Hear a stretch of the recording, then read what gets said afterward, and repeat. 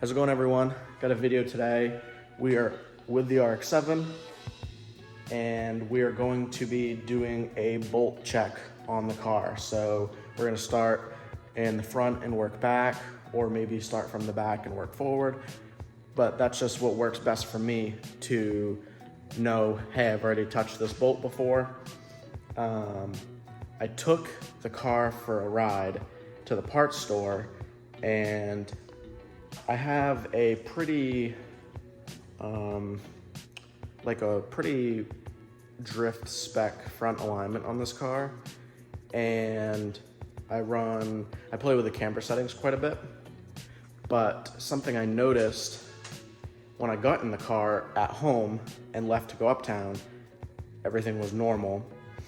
But when I got to the parts store, the camber had moved like 4 degrees or something positive, so that the whole wheel was sticking out of the fender.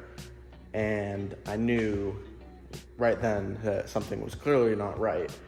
But I mean, it isn't a big deal. It could either be the top bolts on the coilover, it could be on the very bottom of the coilover where it bolts to the spindle, which is my theory. So I knew that things were okay and that I'd be fine driving it home. It wasn't that far away. Being that that is now a known issue, we're going to be taking a look at that and definitely fixing that. And then the second issue that I had on that cruise was that I found out that the carburetor rejet that we did ended up making the engine run lean under cruising conditions. Ever since we built this motor and put it in with the camshaft that's in it, there's no vacuum. It causes issues with vacuum advance on the distributor, and it made the engine run hot. We had to do mechanical curve adjustments to that distributor to get it to run right. We had to change how base timing is set. And then I need to change the vacuum advance canister at some point because I haven't done that yet. And I'm also finding out what I'm believing is an issue is being that the PCV valve is tied in to the base plate on the carburetor. I'm not sure if the PCV valve isn't working correctly because there's such little engine vacuum. That's my theory, because the jets that are in that carburetor are the jets that belong in that carburetor, and you shouldn't have to be drilling out jets or running crazy jet sizes for this to run right. So I think what's happening is it's pulling air out of the crankcase, leaning out the fuel mixture going into the engine, causing it to stumble like it does. So I'm gonna have to figure out a solution on how to get the crankcase ventilation to work correctly and not be vacuum based. But as a temporary solution, at some point when I can drive the car again, it's a rainy day and I don't have the wipers installed, I would like to undo the PCV valve line off from the carburetor's base plate and just confirm that it is the PCV valve that is leaning out of the engine. Now that you guys kind of got caught up on what's been going on with that, we're gonna take the Nova, we're gonna put it outside, we're gonna get the RX7 on the lift, and we'll start that bolt check.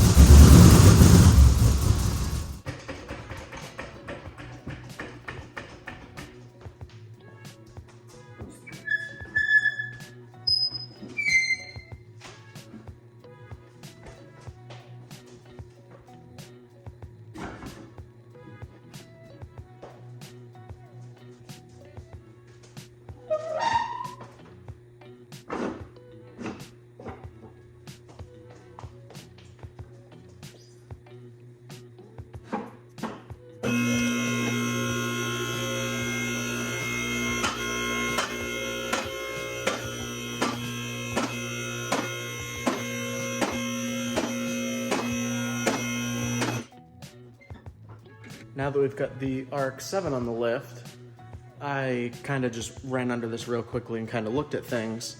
And something I noticed is that the bolt on the top of my spindle is set all the way in. Now, I'm not sure if it was previously that way or not, but this is basically where the car needs to be.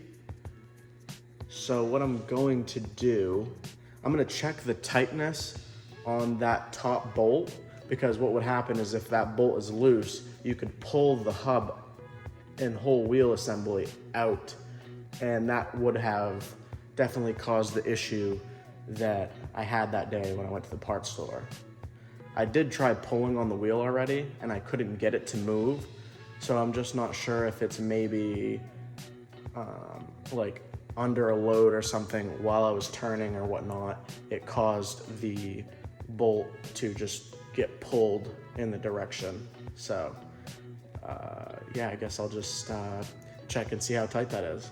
Here we are under the car, and as you can see, there's a hole right on the edge here where my finger's in, and that's the factory hole for mounting the BC coilovers. What I ended up doing was cutting into the coilover mount so that I could pull the wheel more negatively into the coilover so that the top of the wheel would come closer to the coilover, and then that would give me more camber, and then I would run a wheel spacer. The correct way that you would typically do this, now that I know, would be cut and extend this lower. This was a cast piece and I wasn't comfortable doing it that way. So for the time being, I modified this up here so that I could pull more camber into the car, which made the wheel hit, so then I ran spacers. And after looking at that, I just did a quick little bolt check on that whole front side, and the lower bolt was very, very loose. So what I don't remember specifically doing it, but whenever you go to, I leave that bottom bolt kind of loose, and then I loosen the top one a little bit as well. That way I can I can pull camber in and out of it and have resistance, and then I tighten the top one. And what happened was I forgot to tighten the bottom one, so that one was loose, and then the top one was able to kind of work its way loose as well. It doesn't have lock nuts, and it really should. So that's kind of my bad. It's, I guess, just part of the process.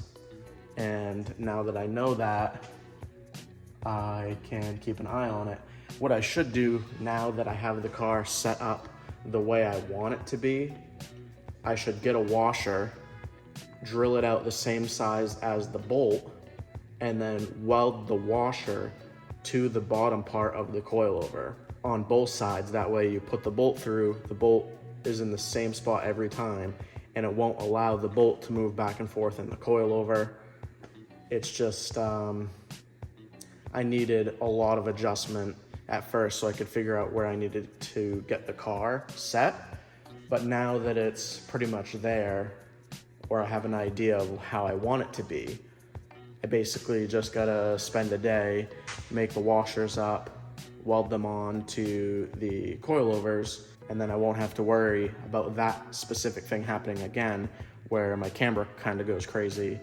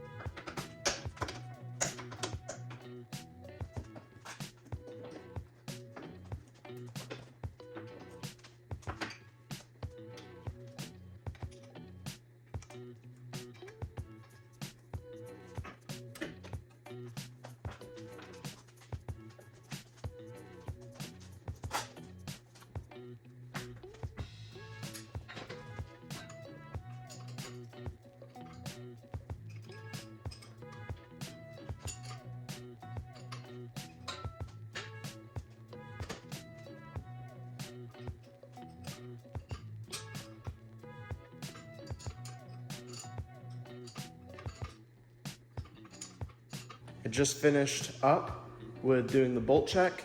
As you guys saw in that time lapse, I kind of just jumped around from what I was doing, but I just did from front to rear. I did all the steering components from outside in. So I started at hubs, did the coilovers, checked the tie rods, and then moved in, checked the steering rack stuff. I did a little bit on the engine mounts, those were good.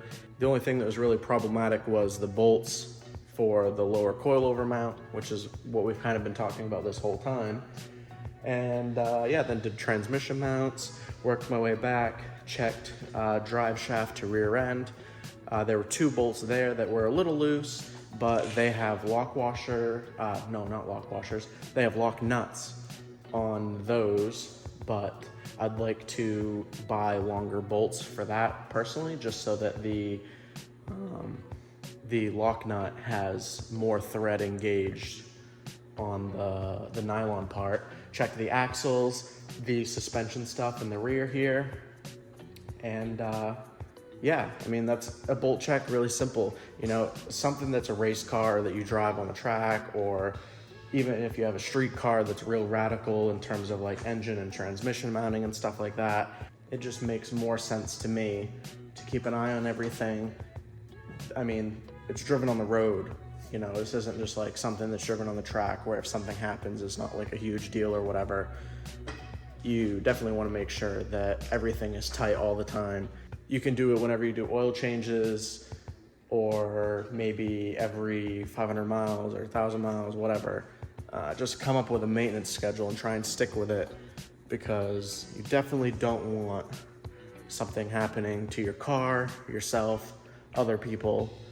And luckily in this instance, when I had this wheels camber adjustment come out of whack, it wasn't the end of the world, and I had a pretty good idea of what the issue was. So now that this has happened and I've caught it happening, I'm gonna have to come up with the solution for that. Like I said, I'll probably take washers, weld them in, then I won't have to mess with the camber adjustment on the bottom.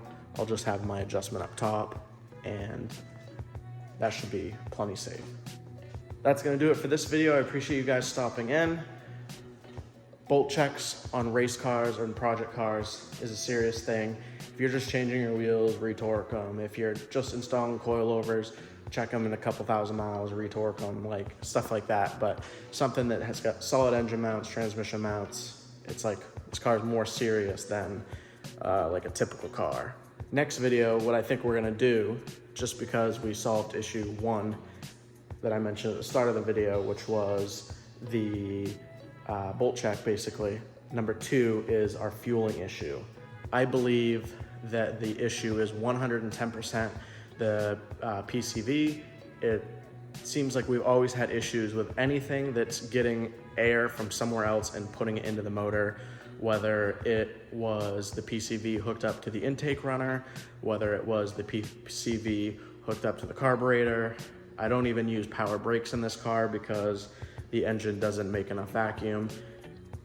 Ever since we put this cam in this engine, we've had nothing but problems with anything that has to do with vacuum or air moving, besides what's immediately going down through the carburetor. So we're gonna take the car for a ride, and we'll monitor air to fuel ratios. We'll plug the PCV line, go out for a ride, monitor ratios, and if the issue gets fixed because of that line, I'm gonna have to come up with a solution for a PCV replacement, because you definitely don't want to just plug it, and I don't think that you just want to vent it. So that's something I'm gonna have to do some research on, and I don't know, but we'll figure it out. So I'll catch you guys in 3 days. Remember, we do shorts every single day. They're usually later on in the night, so just keep your eyes peeled for those. It's something to just keep your eye out on the meantime. But we'll be back with the RX7 in 3 days, and we're going to take a dive into that air to fuel ratio issue, because when I drove it uptown, it was stuttering and misfiring like crazy, and it was super lean. So, all right, we'll see you guys. Thanks for watching.